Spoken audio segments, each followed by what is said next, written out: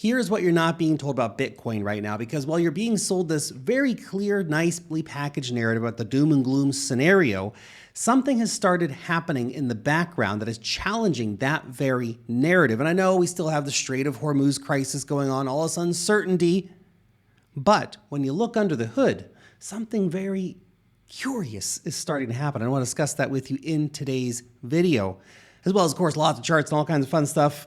We got a lot to get through, so we're going to get into it. So first and foremost, this.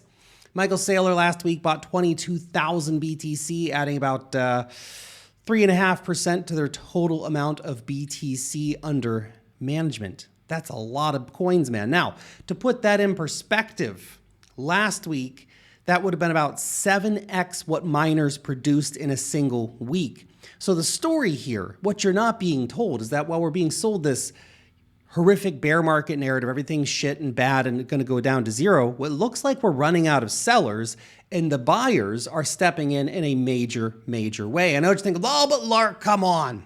That's just Michael Saylor. Yeah. If he was the only buyer, perhaps, well, even if Michael Saylor's the only buyer and he's buying this much BTC per week, it would make a massive headline and a big difference. But he's not the only buyer. Here's the thing. Bitcoin ETFs last week. Okay, look at this. Huge inflows, 9th, 10th, 11th, 12th, all inflow days. Look at this. Starting off the new week, $199 million on Monday. Now, these ain't Michael Saylor levels, but they will buy, if these levels continue, about $200 million a day. Guess what? They're going to buy more Bitcoin than miners produced by about 3 or 4x this week. These are very, very significant numbers that we're talking about here. The buyers are stepping in a major way. People are looking at Bitcoin right now and seeing a discount on a fundamentally important asset class. And the sellers have largely run out of ammunition, okay? Check this out. Alex Wasey posted this. He says, 8 green days in a row. Maybe Bitcoin doesn't end up the day green, which would be fine, but this is all happening while tariffs are exploding, geopolitical chaos, recession headlines everywhere. Bitcoin's outperforming gold and it's outperforming stocks. Here's the reason most miss. Markets price future probability, not current headlines. When sentiment hits max pessimism, how much worse becomes the key question. If the answer is not much, then smart money positions before the obvious turn. Because that's the thing. At 60K BTC, it was, well, how much worse can it get? And I know all the disgusting bear market numbers come out. Oh, it's going down to 10K, man. Global apocalypse is coming. There's a good case to be made for some serious economic disturbance, unless, of course, the price of oil gets down significantly in the next few weeks. But there's a window, okay? And smart money saw that and said, you know what? Worst case scenario, 50% downside. Best case scenario, multi-100% upside from here. Bitcoin's trading at a massive discount. Time to buy. Citibank said Bitcoin's still going to $189,000 in 2026. That's basically what would need to happen to the monthly charts. This is basically what would need to happen to it for that to happen. It's not even that crazy. You know what you think? Oh, that's crazy, Lark. You guys been around here a while? When Bitcoin's hard, man. Truly. And for this scenario to play out, what do you got to put in? A little bit over 100% gains. It's not that crazy. It's only March, guys. Could be a crazy year still. Believe in the dream. BTC, though, on the daily chart here, getting stopped out at the top of the channel so far. Now, nice to see us back above the 50-day EMA, blue line in the chart. 20-day EMA, yellow line in the chart, now curving up, heading for a potential crossover of the 50-day in the next, let's say, week or so, assuming that price action generally continues in a positive manner. All we need is for it to not crash to the bottom side of the channel at 66K, which, hey, anything's possible. It's markets, right? But if we can grind past the top of this, things get real interesting real quick here for BTC, guys, okay? Now, let's talk about the Strait of Hormuz crisis, because, of course, this is the big thing. So, yes, great, we have buyers, fantastic. But here's the thing. Unless ships reliably start moving once again through the Strait of Hormuz, global oil prices are going to stay higher for longer, and that has massive downstream implications for basically everything. Not just the cost of petrol that you put in your cars, but the goods in the grocery store, everything. Okay? And some economies will hit much worse than others. This could lead to a global depression or at least a global recession unless it gets solved relatively quickly. Back in 2022, we saw a massive spike in oil prices around the Russia-Ukraine crisis, but it fell down quickly. Prices came back down very, very quickly, okay? We need to see prices moving down sooner than later, okay? Scott Besant here says tanker traffic is starting to normalize. We're seeing more and more fuel ships start to go through. Oil prices could ease as supply fear fades. Well, this is a recent view of tanker traffic going through the Strait. Not exactly normalizing. This normally has a couple hundred ships a day going through it. Now we have a small handful of ships going through once per day. Okay, and these are largely Iranian ships. Of course, Iran's letting their own ships go through. Chinese ships are still going through as well, and there's been permission given to Bangladeshi and Indian ships. And they have said that, well, anybody can go through as long as you're not the USA, Israel, or one other allies. So there's the potential here that we see a massive resale market pop up, just like we did with Russian oil that was heavily under sanction, but it basically became Chinese and Indian oil after Russia would send the ships to China and India, and they would move it from one ship into another ship, a Chinese or Indian flag ship, and then resell it to everybody else for a markup, of course. So the Strait traffic is definitely not normalized. Scott, what are you smoking here, dog? It's not normalized. It's not normal, okay? Who are you going to believe, Scott Besant or your lying eyes? Anyway, price of a barrel of oil, $103 currently. Has been a steady grind higher here for the last week after the big spike, of course, on Monday of last week. Now, quick trade update, guys. The hype long is currently at a nice bit of unrealized profit and loss. I have not moved the stop loss up yet. It's only $2.50 above the entry price. So I'd like to get another $1 or $2 of distance between me and the entry price before I move that into a break even. It's always nice to have your trade moved up to the break even at the entry price. Then at least you know, hey, worst case scenario, the trade doesn't play out as I hoped it would and I didn't make any money. C'est la vie in that scenario. Target here again is $50, okay? So we're trying to get this for a $50 take profit on this, and it'll be a nice little chunk of profit if we can make that happen. So keeping this trade open currently. I did try for a small Pepe long yesterday, but got stopped out on that. So no worries. No worries. If you want to join trading over here on BitUnix, there's a link down below. When you use that link to sign up, okay, you'll get some exclusive bonuses. Before I tell you about those, you got to know about BitUnix. It's one of the hottest exchanges in crypto right now. So I'm doing most of my futures trading. You can see the trades we do here on the channel. Plus, they got the coins you want to trade, they got the liquidity, and it's available to anyone, anywhere. So if you're looking for a great futures exchange where you can trade coins, BitUnix is it, man. When you use that link to sign up, you get some insane deposit bonuses. You put in $500, they give you back $100. You put in $1,000, they're giving you back $200. And if you put in $2,000, their first deposit, they're going to give you back $400. Nice. Link down below. Go check it out. Thank you very much. So S&P 500 futures opening up in the green, up 0.6% today.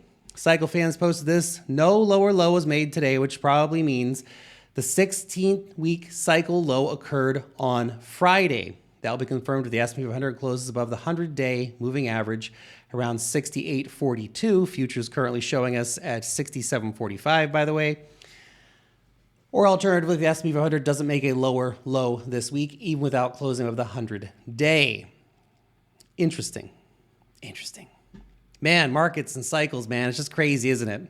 Just crazy. Well, if that's the case and that plays out, then you can see what happened at the previous 16-week marks. Marked local lows, and prices would push significantly higher from there before the next cool-off period. The S&P 500 did come down almost here to the 200-day EMA, but not quite. And this isn't even a very big correction for the indexes, okay?